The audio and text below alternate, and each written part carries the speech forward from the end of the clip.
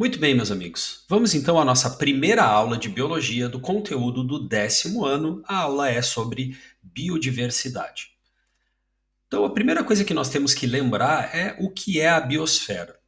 A biosfera foi nos apresentada pela primeira vez lá no 5º ano, quando nós estávamos estudando as camadas da Terra. E aí nós aprendemos sobre a atmosfera, sobre a geosfera, sobre a hidrosfera e, finalmente, a biosfera sendo o conjunto de todos os seres vivos. Eu vou pegar minha caneta aqui para relembrar como que ela nos foi apresentada. Então, lá, o nosso professor ou a nossa professora fazia um círculo, colocava lá sendo a atmosfera, fazia outro círculo, colocava lá sendo a hidrosfera e finalmente fazia um terceiro ciclo, sendo a geosfera. Onde estava a biosfera nesse desenho? Ela ia lá e pintava aqui a intersecção, dizendo que então aqui estava a nossa biosfera. Certo? Estão lembrados desse desenho? Muito bem. Isso está errado? Não, isso está certo. Só que agora nós temos que entender que aquela intersecção nada mais é do que os nossos fatores abióticos. E o que são os fatores abióticos? Fatores abióticos são tudo aquilo com que os seres vivos se relacionam, mas que não têm vida. Ou seja, é tudo aquilo que os seres vivos dependem do ambiente. Então nós podemos citar, por exemplo, o clima. Dentro do clima, nós podemos pensar na pluviosidade. O que seria a pluviosidade? O índice de chuvas de um determinado local durante um determinado tempo. Logo, se eu estou falando de chuva, eu estou me referindo à hidrosfera. Eu poderia falar também das rochas e dos minerais.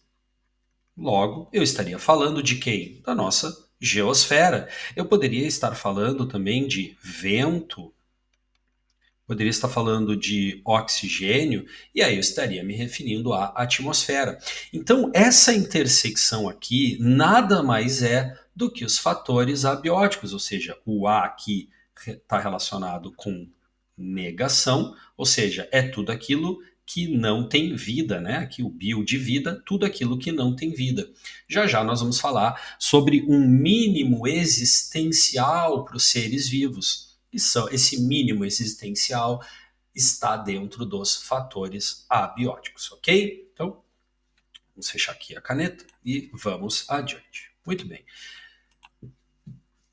Então, falando dessa distribuição dos seres vivos, nós obviamente sabemos que os seres vivos eles se distribuem de uma forma bem heterogênea no planeta. O que isso quer dizer? Que os seres vivos ocupam os mais diferentes ambientes, sejam eles terrestres, sejam eles aquáticos.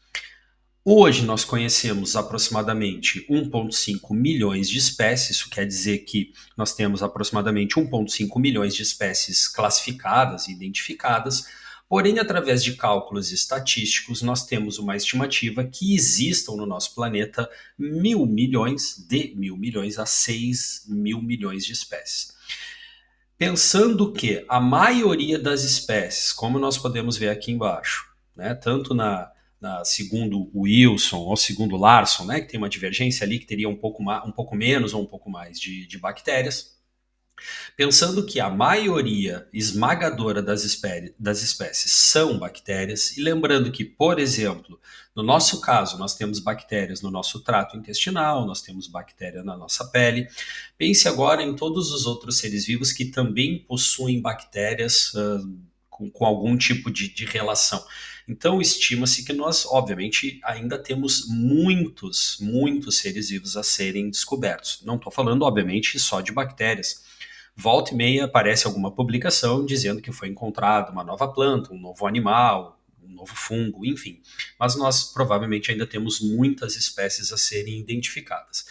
Infelizmente, dentro deste cálculo, nós temos que levar em conta também que algumas espécies, algumas não, provavelmente muitas, nem serão descobertas porque nós já extinguimos essas espécies através dos nossos impactos ambientais, infelizmente. Ok? Então, muito bem. Então vamos adiante. Então, falando aqui desses seres vivos, atualmente nós temos um sistema de classificação que reúne os seres vivos de características mais genéricas a características mais específicas, e atualmente nós estamos classificando todos esses seres vivos dentro de 3 domínios. Lembra? Nós falamos lá de reino, filo, classe, ordem, família, gênero, espécie, e atualmente, já não tão atualmente, porque isso já vem ali de 2000 e no início dos anos 2000, nós temos então um táxon superior ao reino que se chama domínio. Então eu vou fazer aqui uma linha do tempo falando, deixa eu apagar aqui, falando sobre essa evolução dessa classificação. Então, o que nós temos? Bom, primeiro a gente fala, obviamente, do nosso Aristóteles. Por que nós falamos do Aristóteles? Porque o Aristóteles, a gente tem o Aristóteles como o primeiro ser humano a classificar os seres vivos de alguma forma. Então ele separava animais de plantas, dentro dos animais ele separava aqueles que tinham osso, aqueles que tinham sangue, que não tinham, que voavam, que não voavam, aquáticos, terrestres. Então nós temos lá o Aristóteles como o primeiro ser humano a fazer algum sistema de classificação. Porém, para nós aqui, nós vamos nos ater mais dentro da classificação moderna. E aí, então, nós temos que começar pelo nosso Linné. O Linné, lá em 1735, vou colocar aqui para a gente ter uma ideia, ele é considerado o pai da classificação moderna. Ele publica o seu famoso livro Systema Naturae, e uma das contribuições desse livro foi, na verdade, foram 2 grandes contribuições. Ele cria um sistema de classificação através de características morfológicas, e ele cria os seguintes táxons: o reino, ele cria a classe, ele cria a ordem, o gênero e a espécie. E aqui eu vou destacar 2 coisas. Dentro dos reinos, ele cria o reino dos animais, das plantas, e ele cria um reino dos minerais, que obviamente para nós já não faz mais sentido, porque nós estamos falando aqui de seres vivos. Então essa foi uma das contribuições do Linné. Porém, ele faz uma contribuição muito importante aqui nas espécies. Antes do Linné, o nome das espécies era meramente uma descrição de características das espécies. Mas, por exemplo, eu, no Brasil, posso identificar uma espécie e classificar por características que me chamem mais atenção. E aqui em Portugal, um outro cientista poderia estar olhando para a mesma espécie, mas ter a sua atenção destacada para outras características, e isso traria uma certa confusão. Então, é o Linné que cria a chamada classificação binomial, aonde nós temos então o nome genérico, que por exemplo a nossa espécie seria Homo, e o restrito ou restritivo ou epíteto específico, que é o sapiens. Então ele traz essa contribuição muito importante aqui para os sistemas de classificação. Muito bem, avançando no tempo, nós temos o Darwin. Ele não está aqui diretamente ligado com as classificações, mas a contribuição dele, eu vou até colocar aqui o ano de publicação da teoria da evolução, 1859, quando ele fala e propõe a teoria da evolução, a partir dali começa a se analisar esses agrupamentos, pensando em agrupar os seres vivos, também tentando representar os processos evolutivos, ou seja, as descendências e as ancestralidades, certo? Então, foi aqui um momento importante para o nosso sistema de classificação. Avançando, então nós temos o Ernest Haeckel.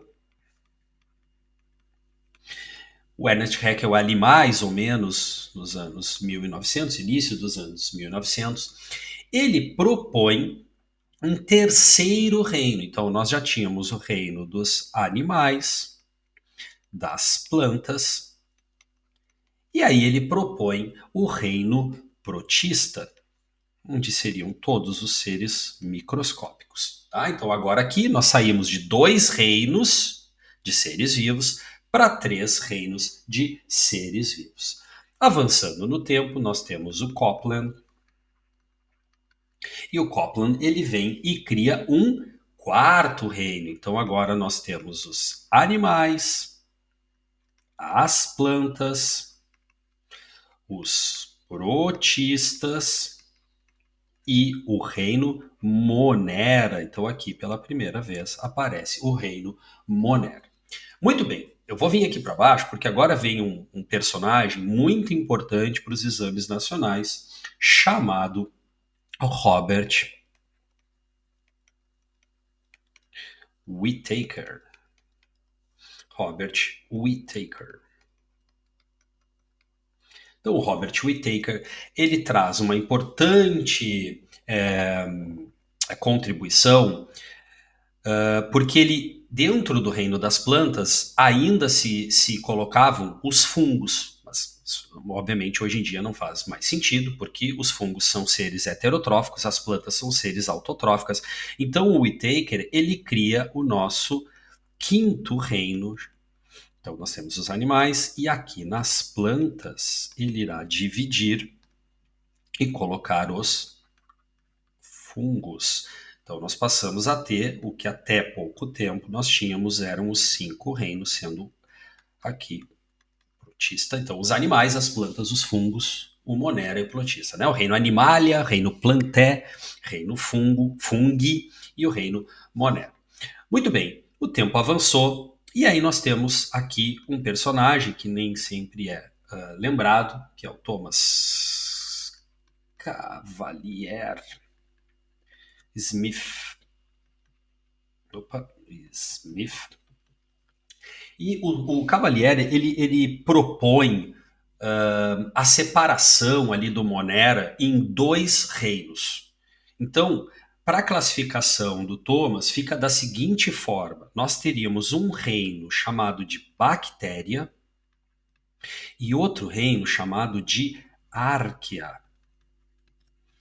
E todos os outros reinos. Então, o animal, o animalia, né? O reino fungi.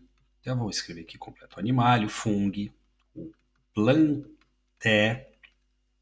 E ainda há uma separação do reino protista, porque dentro dos protistas nós temos os protozoários, que são heterotróficos, e nós temos as algas. Então há a criação de um reino chamado de protozoa e estou ficando sem espaço aqui, chamado de cromista.